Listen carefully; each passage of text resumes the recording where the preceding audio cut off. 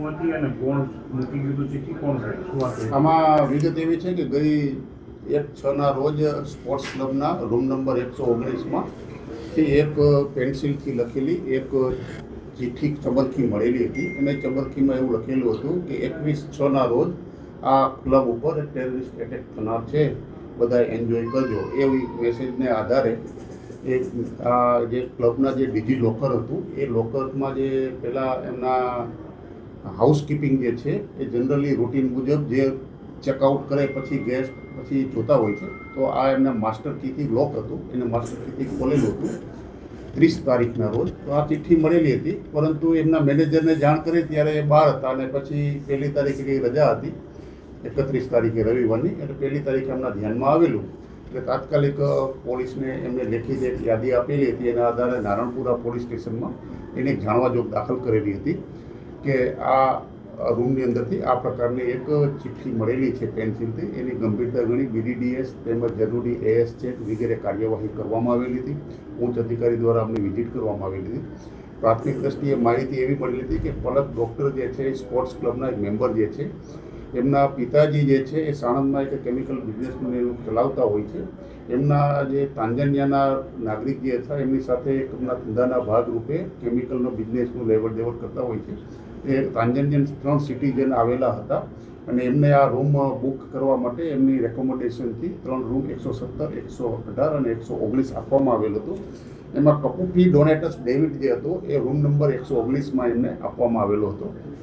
આ જ્યારે ચેકઆઉટ કરીને 30 તારીખે 29 તારીખે એનું ચેકિંગ કરેલું હતું અને 30/5ના રોજ ચેકઆઉટ કરેલું હતું. ચેકઆઉટ કર્યા બાદ એ એમના ધંધાર્થે અંદર ચંદીગઢ અને દિલ્હી ગયેલા હતા.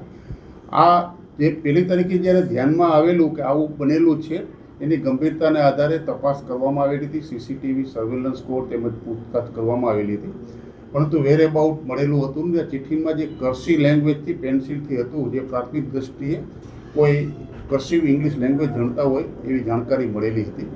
આ પૂછપરછમાં યુક્તિ પ્રયુક્તિથી પણ કોઈ વેર એબાઉટ નહીં મળતા આ ડીજી લોકર જે કંપનીનું હતું એ ડીજી લોકરના એક કંપનીના જે ટેકનિકલના જાણકારને બોલાવવામાં આવેલ હતો અને ડીજી લોકરનું એક જે ઓપન અને ક્લોઝનું એક લોગ નીકળ્યો હતો. એ ઓપન અને ક્લોઝનો લોગ કાઢવામાં આવેલો હતો. એ ક્લોઝમાં છેલ્લે એવી જાણકારી મળી હતી ગઈ 24/5/2026ના રોજ આ ડીજી લોકર જે છે એ 10 થી 12 વખત ઓપન એન્ડ ક્લોઝ થયેલું છે. ત્યારબાદ ક્યારેય પણ ઓપન કે ક્લોઝ થયેલું નથી, એટલે છેલ્લે 24 તારીખે આ ડીજી લોકર ક્લોઝ થયેલાની હકીકત જાણવા મળેલી. તો 24 તારીખે જે ડીજી લોકર આ ક્લોઝ થયેલું, તો 24 તારીખે કોણ ગેસ્ટ આ રૂમમાં રહેતા હતા એની માહિતી રેકર્ડ ઉપરથી મેળવવામાં આવેલી હતી. જે કોઈ સુરતના શ્યામ પુખરજ ભંસાલી જે છે એમના પરિવાર સાથે 2 બાળકો જે સગીર વિના હતા એમની સાથે કોઈ સામાજિક ફંક્શન એટેન્ડ કરવામાં આવેલા હતા અને એમનું જે ભલામણ જે હતું એ કુશલભાઈ ભંસાલી જે એમના ભાઈ જે છે એમના સાધુભાઈ થતા એમના રેકોમેન્ડેશનથી આ રૂમ આપવામાં આવેલો હતો. એ એના બાળકને એમને પાછી આ લાવી અને પૂછપરછ કરતા પ્રાથમિક દ્રષ્ટિએ એના બાળકને એમને માતા પિતાએ પૂછપરછ કરી તો બાળકે એવું જણાવેલું હતું કે હા અમે આ પિક્ચર જોઈ અને ખાલી મજાક માટે લખેલું હતું, પણ પરતથી ડીજી લોકર જે છે એ લોક થઈ ગયું. એ લોકનો કોડ ભૂલી જવાથી એ ખુલી શકેલ નહીં, જેથી નીકળી ગયેલા હતા અને હાલમાં એમના પૂછપરછને આધારે માહિતી મેળવવાની તજવીજ ચાલી રહેલ છે. મજાકમાં એમના બાળક દ્વારા લખેલાની હકીકત માતા પિતા આ બાબતે અજાણ હોવાની હકીકત જાણવા મળેલી છે. હજુ આ જાણવા જોગની તપાસ ચાલી રહેલ છે.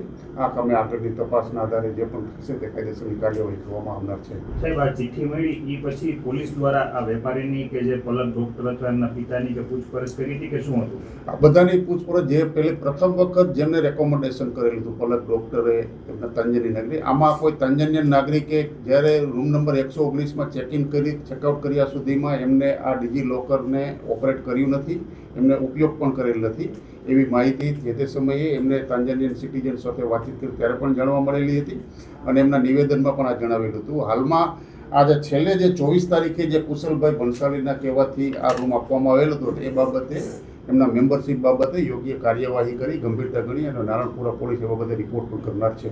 સર, આમાં અત્યાર સુધી જાણવા જો આમાં ફરિયાદ નોંધાશે કે કાર્યવાહી શું થાય? હાલમાં કાર્યવાહીમાં એવી ધમકી કોઈ બોમ્બલાસ્ટ એવી ધમકી નથી, ફક્ત 21/6ના રોજ આમાં ઉપર લશ્કરે તોયબાનો એટેક થનાર છે એવી હકીકત એમને જણાવેલી હતી. એ બાળક દ્વારા પૂછપરછ કરવાની પ્રક્રિયા થઈ રહેલી છે અને એની પૂછપરછને આધારે માહિતી મેળવી અને જે પણ નીકળી આવશે કાયદેસર કાર્યવાહી કરવામાં આવશે. શું થાય કાર્યવાહી શું થાય? કાયદેસર કાર્યવાહીમાં તો હજી ખરેખર એમને લખેલી છે કે કેમ બાળકે શા માટે લખેલી હતી, મજાકમાં લખેલી, નિર્દોષ ભાવ હતો. હાલમાં પ્રાથમિક દ્રષ્ટિએ બાળકના નિર્દોષ ભાવથી આ લખેલાનું પ્રાથમિક દ્રષ્ટિએ જણાવેલું છે. ઓકે.